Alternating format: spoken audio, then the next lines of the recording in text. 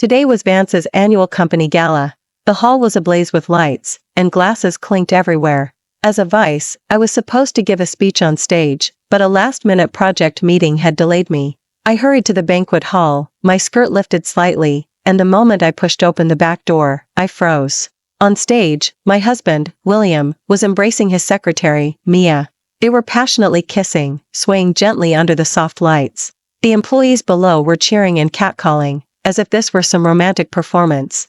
My heart felt as if it had been struck by a heavy hammer, and my blood ran instantly cold. William's hand rested naturally on Mia's waist, and Mia's face was flushed like a young girl's. Their intimate interaction made me, his lawful wife, feel like an outsider. The employees' teasing comments reached my ears, each one piercing me like a needle. I remembered 3 months ago when William said he needed a secretary to help with daily tasks. Back then, Mia seemed innocent and kind, and I even praised his judgment. It turned out I had been too naive. I took a deep breath, forcing myself to calm down.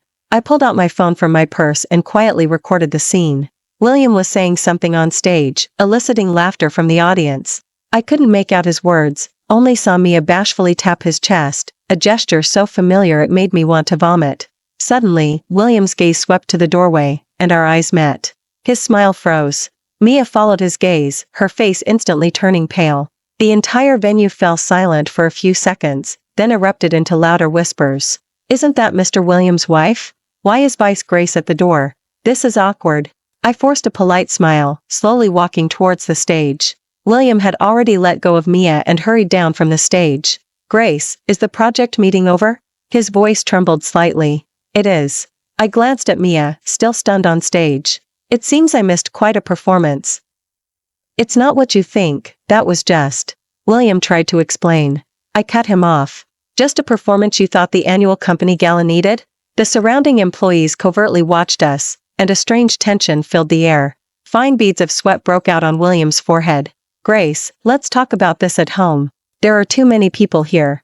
"Yes, there certainly are a lot of people." I scanned the room. Perfect for everyone to see Mr. Williams' performing skills. Mia finally came down from the stage, her eyes red, looking utterly pitiful. "Ms. Grace, that was just part of the company event, there was no other intention." Her voice was small, tinged with a sob. I looked at her, this girl 5 years my junior, who was now staring at me with an almost pleading look. "Ms. Mia, no need to explain, I understand." I smiled gently. After all, cooperating with the boss is a secretary's duty. William breathed a sigh of relief, thinking I truly understood. "Since it's a company event, I suppose I'll participate too." I took the microphone from the host and walked onto the stage. Everyone in the audience held their breath. "Good evening, everyone." My voice clearly carried throughout the hall. "Tonight has certainly been exciting. It's shown me many things I don't usually see." William's face turned ashen. "As president of Vance, I'd like to announce a decision here." I paused. "Starting tomorrow, Vance will undergo a structural adjustment." Whispers started to ripple through the audience. "And I also have a personal announcement." I looked at William. "My marriage to William will officially end this month." The entire venue instantly erupted in chaos. William's face changed dramatically, and he rushed onto the stage. "Grace, what are you saying?" "I'm talking about divorce," I said calmly. "Also, you're being removed from your position as general. You can't do this. The company is mine." I smiled. Did William forget? 70% of the company's Aries are in my name, and that office building, they are all my father's legacy. William's face turned deathly pale. He suddenly remembered that 3 years ago, when we got married, he had voluntarily requested to transfer the shares to my name, claiming it would show we were truly in love. Back then, I thought it was love. Now, looking back, it's incredibly ironic. "Grace, let's talk about this at home, not here. There's nothing to discuss." I turned off the microphone. "A legal letter will be delivered to you tomorrow." I turned to leave, but William urgently grabbed my hand. "Grace, let me explain, Mia and I really don't have anything going on, that was just..." "Mr. William." I pulled my hand free. "From now on, we are strangers." I walked out of the venue without looking back, leaving behind a clamor of voices. Sitting in the car, I realized my hands were trembling. Not from anger, but from relief. After 3 years of marriage, I finally saw this man for who he truly was. The next morning, I received a call from my lawyer. "Ms. Grace, the divorce agreement is ready. When would you like it delivered?" The lawyer's voice was as professional and steady as ever. Today. I sat in my office, looking through William's termination letter. Oh, and prepare that stock transfer agreement as well. There was a pause on the other end, then the lawyer's slightly confirming query. You mean you want to reclaim Mr. Williams' 30% shares as well? Of course. I scoffed. He violated the marital fidelity agreement, and according to the contract terms, he must walk away empty-handed. When we signed the prenuptial agreement, William had solemnly vowed, "We'll never commit infidelity. This clause is just a formality." Now, it seems I was truly too naive back then. My assistant, Alex, knocked and came in. "Ms. Grace, Mr. William is outside asking to see you." No. I didn't even look up. Have security escort him out. But he said. No matter what he said. I looked up.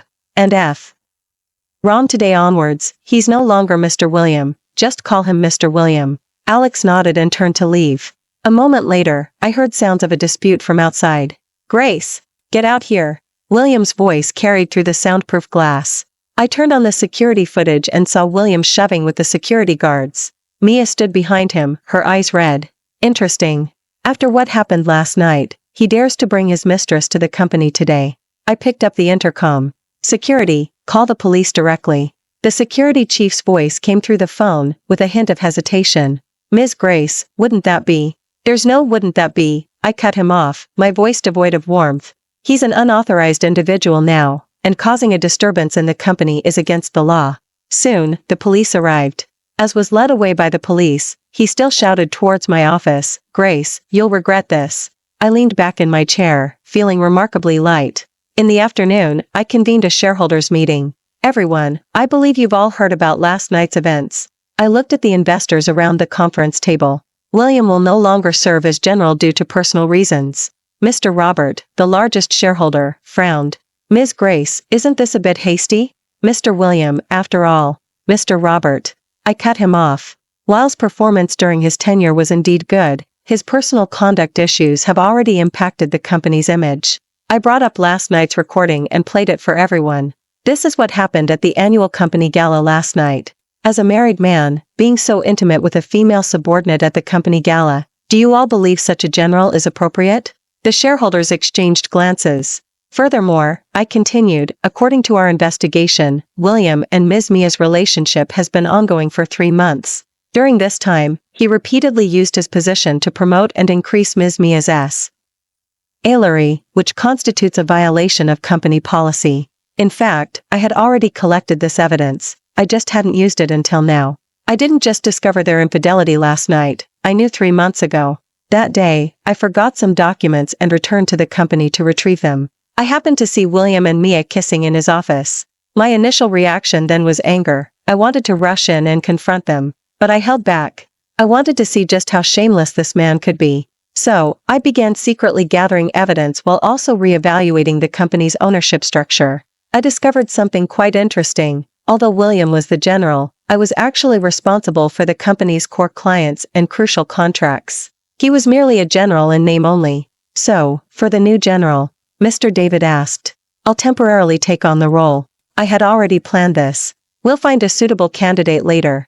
The meeting went smoothly, all shareholders agreed to my proposal. After the meeting, I returned to my office, only to my surprise to find William already waiting there. I didn't know how he had managed to get in. "Grace, let's talk." His voice was low. "Talk about what?" I sat down. "About how you and Mia were having an affair right under my nose?" I admit I was wrong, but... William tried to argue. "But what? But you two are truly in love?"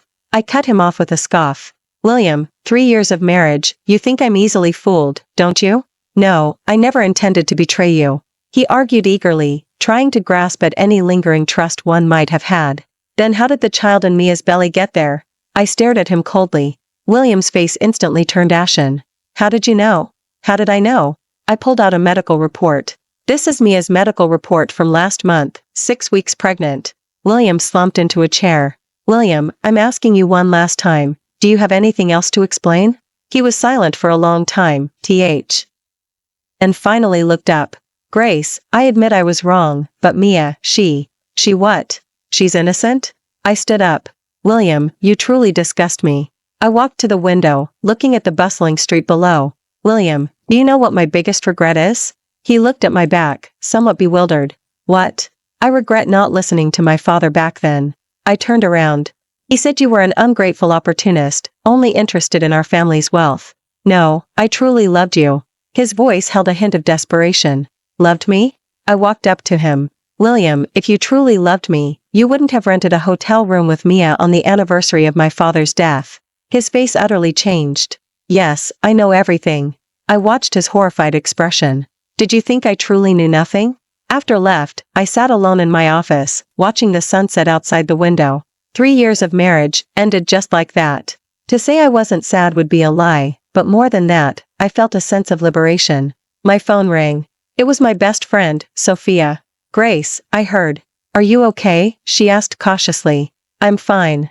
I smiled. Never been better. Then let's have dinner tonight. My treat. Okay, meet at our usual spot. We met at an upscale restaurant. It was quiet there, perfect for conversation. Sophia gave me a hug as soon as we met. Grace, you've lost weight. Good, then I'm on a diet. I joked. Are you really okay? Sophia looked at me worriedly. What happened last night is all over the circles. Let them talk. It's not like I did anything shameful. I took a sip of red wine. They're the ones who did wrong, not me. So, what are your plans now? First, I'll finalize the divorce, then I'll focus on running the company well. I thought for a moment. Oh, and I need to deal with Mia. How do you plan to handle it? She's suspected of embezzlement, and I'm preparing to sue her. Sophia was surprised. Embezzlement? She leveraged her relationship with William to embezzle a significant amount of the company's procurement funds. I produced a document. These are the accounts my people uncovered. Sophia flipped through the documents, her expression growing more serious with each page. That much money? 2 million. I sneered. She thought sleeping with the general would give her free rein. Hearing this, Sophia's delicate brows furrowed slightly. This certainly constitutes a crime. Yes, that's why I've already called the police. My voice was utterly calm. Just then, my phone rang. It was my lawyer. Ms. Grace, Mr. William has agreed to the divorce settlement, but he disputes the division of assets. What dispute? I raised an eyebrow. He's demanding a share of the company's stock and properties. I almost laughed aloud but managed to suppress it. What right does he have to demand a share?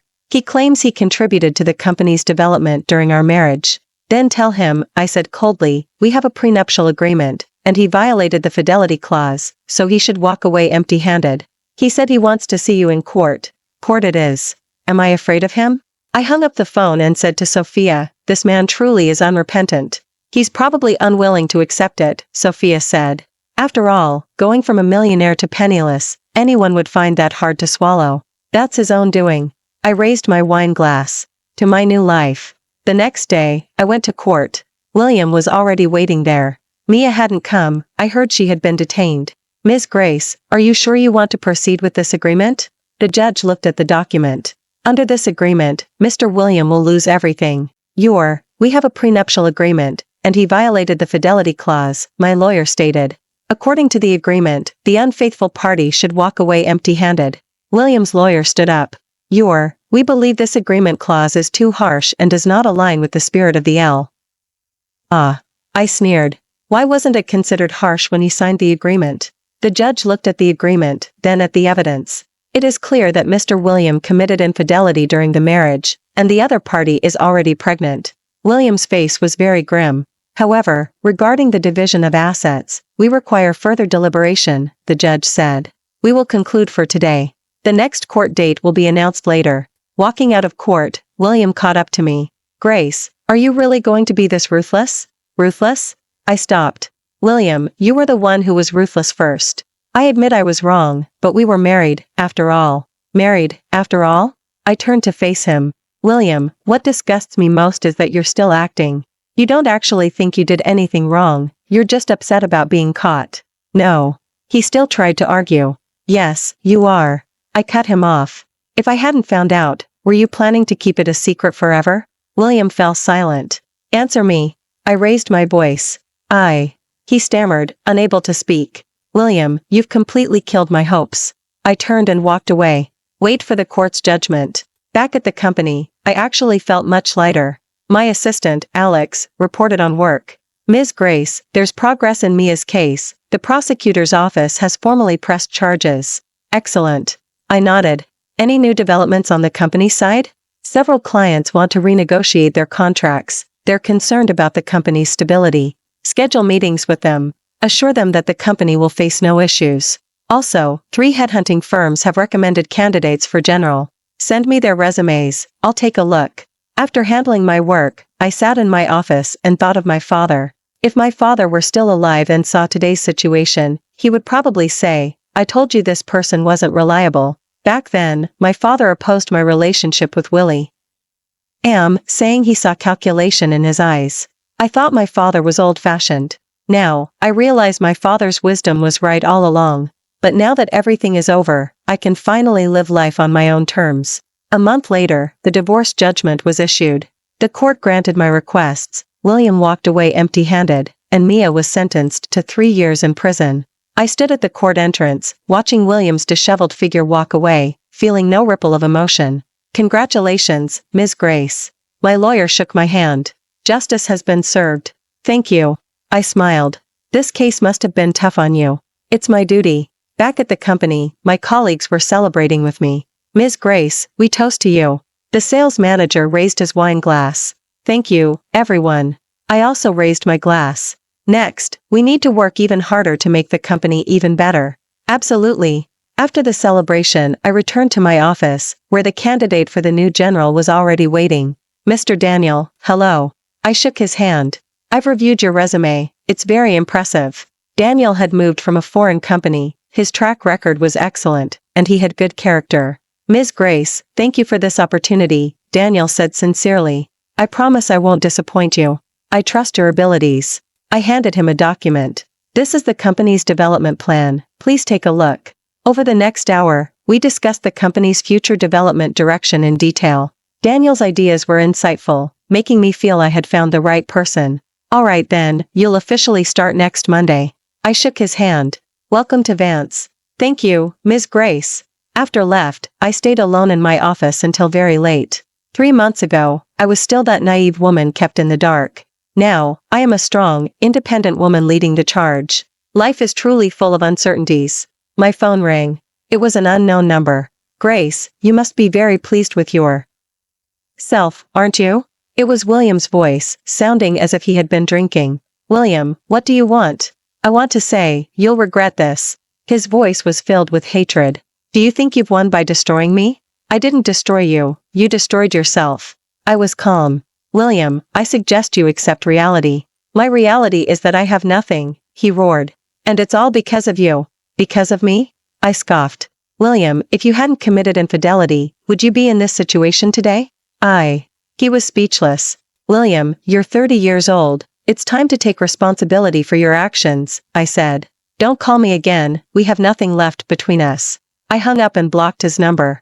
The next day, I heard that William had found a job as a salesperson, earning only a few thousand a month. From manager to salesperson, that's quite a fall indeed. But it's what he deserved. Sophia invited me to dinner and brought a surprise. "Grace, I want to introduce you to someone." She smiled mysteriously. "Definitely your type." "I don't want to see any men right now." I shook my head. "I just got divorced, I need some peace and quiet." "Just one meeting, please?" Sophia pulled my hand. "He's my cousin, just returned from abroad, successful in his career, and a good person." "Sophia, just think of it as a friendly dinner, okay?" Unable to refuse her, I agreed. In the restaurant, Sophia's cousin was already waiting. "Grace, this is my cousin, Marcus." Sophia introduced. "Marcus, this is my best friend, Grace." Marcus stood up and shook my hand. "Ms. Grace, it's a pleasure to finally meet you." He appeared to be in his early 30s, well-dressed, and had a good demeanor. "Mr. Marcus, you're too kind." I offered a polite smile. As we sat and chatted, I realized Marcus was indeed a good person. He earned his MBA abroad and now runs an investment company. His conversation was elegant, and his knowledge extensive. "I've heard of Ms. Grace's company, it has an excellent reputation in the industry," Marcus said. "I hope we can collaborate given the opportunity. If there's a suitable project, of course," I said. Dinner was pleasant. Marcus was very gentlemanly, with no inappropriate gestures. As he drove me home, he said, "Ms. Grace, it was a pleasure meeting you today. I hope we can be friends." "Of course." I smiled. "Thank you for your company tonight." Back home, I took a shower and lay in bed, thinking about the day. Marcus was indeed a good man, but I truly didn't want to be in a relationship right now. Having just ended a failed marriage, I needed time to heal. Moreover, my focus was currently on my career, and I didn't want to be distracted by emotions for the time being. This was my father's legacy, and I intended to make it shine. After the new general took office, the company's business flourished. His management skills were truly strong. In just 1 month, he secured 3 major clients. Ms. Grace, here's this month's performance report. Daniel knocked and entered. Revenue increased by 30% compared to last month. I looked at the report, very satisfied. Mr. Daniel, well done. This is an excellent achievement. This is all the result of the team's hard work, Daniel said modestly. By the way, there's something I'd like to report to you. William came to the company yesterday, asking to see you.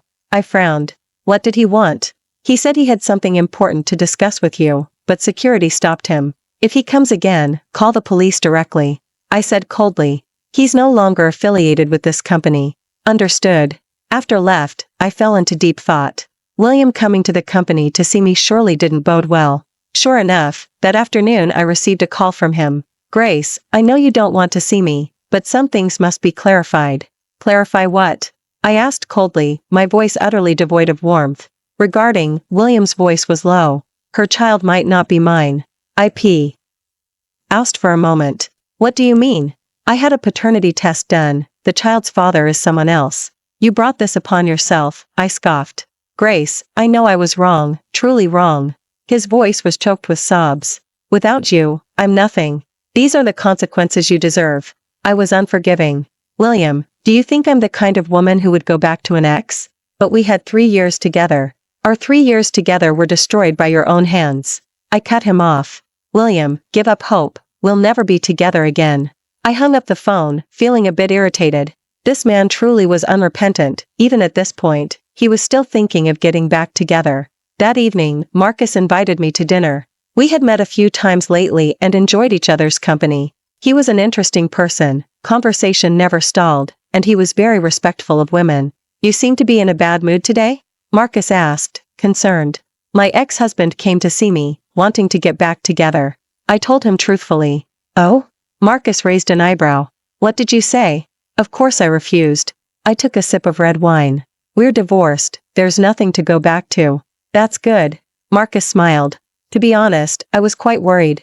Worried about what? Worried you might soften. He looked at me. Women sometimes forgive a man's betrayal because of good memories from the past. I won't. I said firmly. Betrayal is betrayal. There are no excuses. That's the right way to think, Marcus nodded.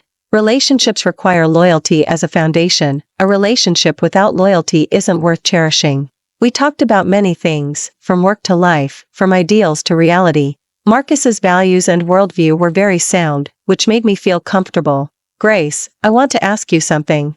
Marcus suddenly became serious. What is it? I responded. He looked into my eyes, his gaze deep and sincere. Do you still believe in love?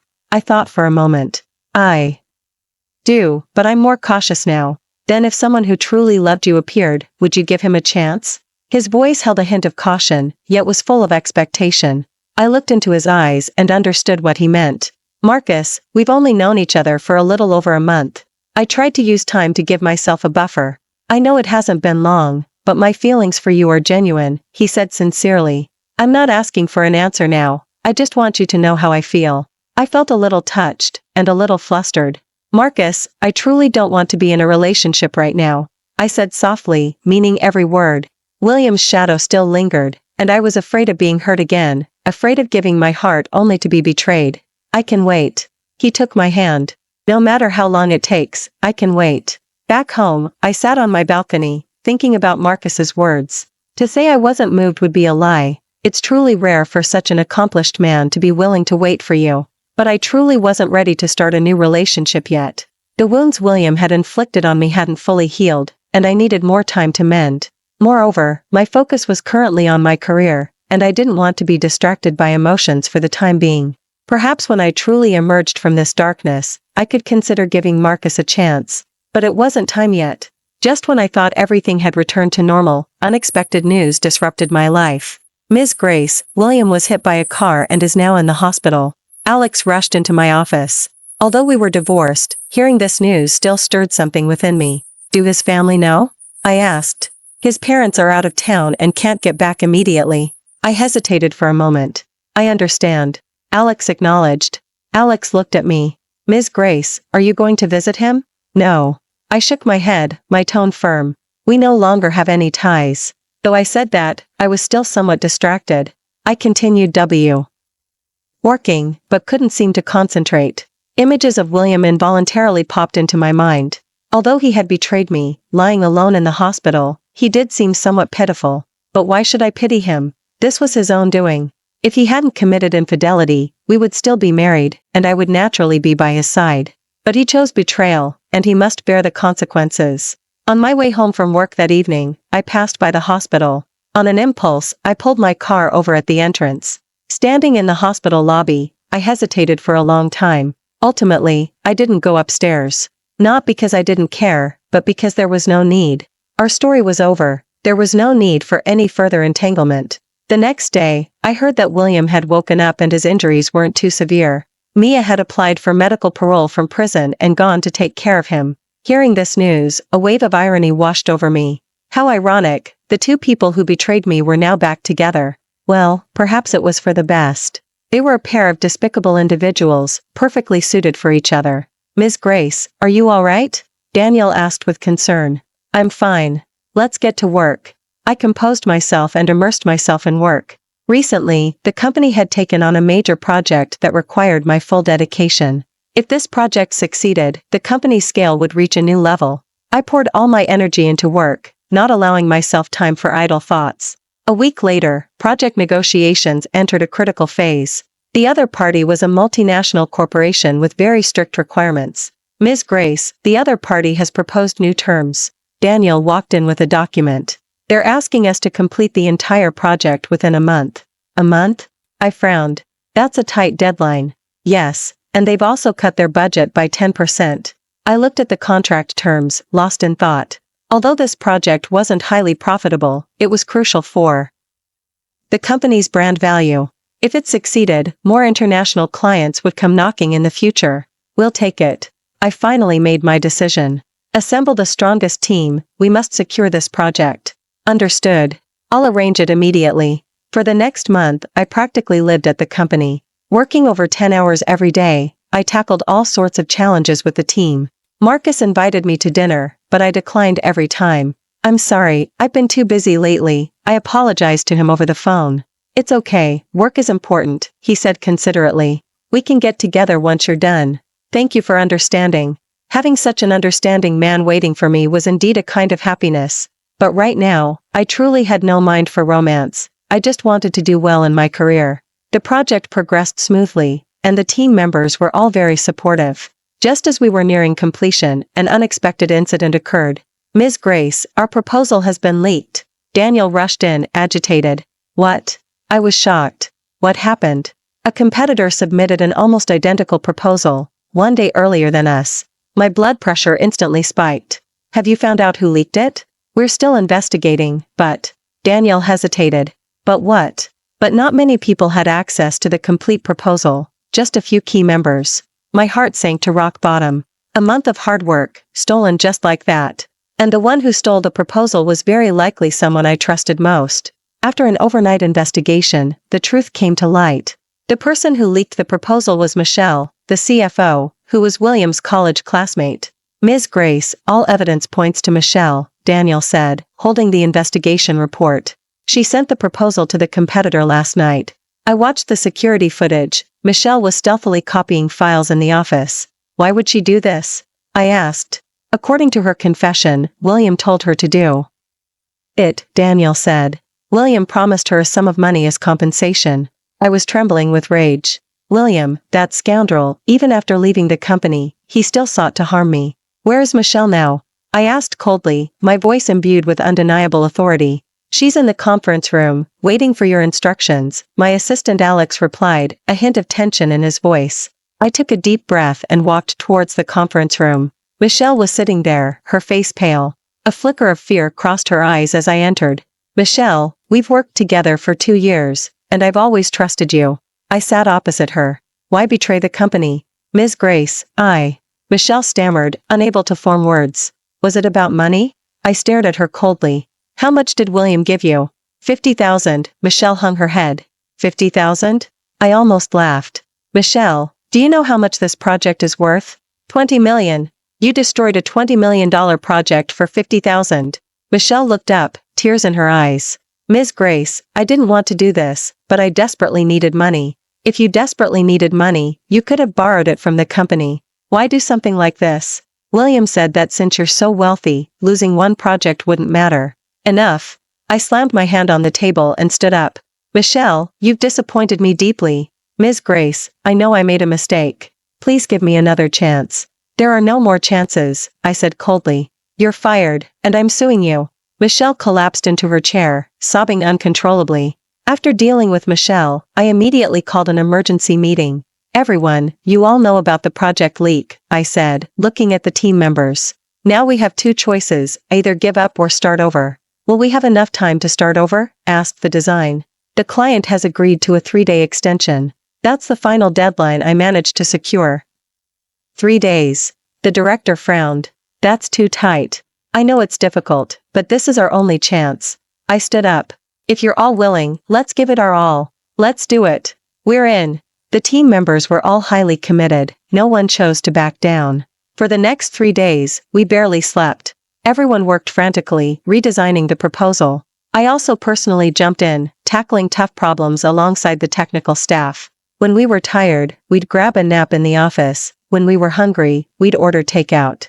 Marcus called to check on me, but I didn't even have time to answer. Sophia also came by once. Seeing my haggard appearance, she said with concern, Grace, you'll break down if you keep this up. It's fine. We just need to get through these 3 days, I said, forcing a smile. On the evening of the 3rd day, the new proposal was finally complete. This proposal was even more refined than the original, and our team performed at an exceptional level. Everyone, thank you for your hard work, I said, looking at the tired but excited faces of the team members. This is the best team I've ever seen. Ms. Grace, we succeeded, Daniel exclaimed excitedly. The next day, we submitted the new proposal to the client. After reviewing it, the client was extremely satisfied. Ms. Grace, this proposal is even better than the last one, the client representative praised enthusiastically. Your team is truly remarkable. Thank you, I said, finally letting out a sigh of relief. The contract was signed smoothly, and the project officially began. This crisis didn't just fail to defeat us, it made the team even more united. At the celebratory dinner, I raised my wine glass. Thank you all for your efforts these past 3 days. This victory belongs to every single one of us. Cheers to Ms. Grace. Cheers to the team. Watching the team members' happy faces, my heart swelled with a sense of accomplishment. This is the life I've always wanted, striven. Alongside like-minded people and realizing my own worth. Someone like William isn't worthy of me at all. He thought leaking the proposal would crush me, but it only made me stronger. He truly humiliated himself. After the dinner, I sat alone in my office, gazing at the night view outside the window. In the past 3 months, I had experienced marital betrayal and a career crisis. But each crisis had helped me grow immensely. Now, I was stronger and more independent than ever before. I no longer needed to depend on anyone, I was my own support. My phone rang. It was a text message from Marcus. Heard about your success, so happy for you. Get some good rest. Let's talk when you have time. A wave of warmth filled my heart as I read the message. After the project's success, I took a week-long vacation. It was my first real break in 3 months.